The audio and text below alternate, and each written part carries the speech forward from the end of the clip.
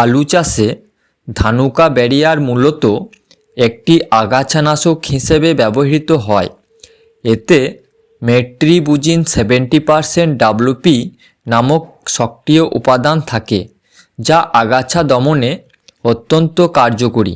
এটি একটি systemic and contact অর্থাৎ অন্তর্বাহী এবং স্পর্শক আগাছানাশক। এটি আগাছার মূল এবং পাতা উভয় দিক থেকেই কাজ করে এবং আগাছার সালোক সংশ্লেষণ প্রক্রিয়া বন্ধ করে দিয়ে তাদের মেরে ফেলে।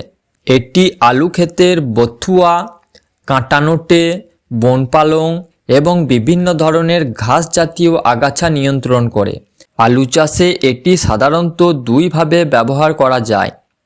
এক, প্রি এমার্জেন্সি, অর্থাৎ আলু রোপণের 3 থেকে 4 দিনের মধ্যে আলু গাছ বের হওয়ার আগে এটি স্প্রে করতে হয়।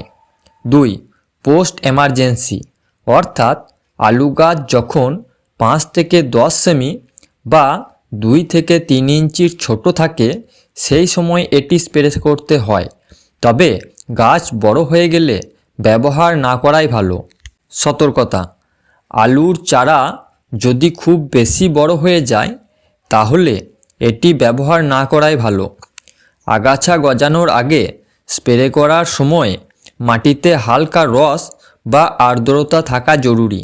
মাটি খুব শুকানো থাকলে এটি ভালো কাজ করে না।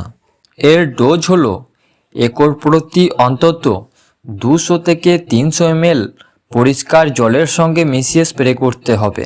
যদি ভিডিওটি আপনাদের ভালো লেগে থাকে এবং এই ধরনের নতুন নতুন ভিডিও আরও দেখতে চান তাহলে এই চ্যানেলটি সাবস্ক্রাইব করে রাখুন।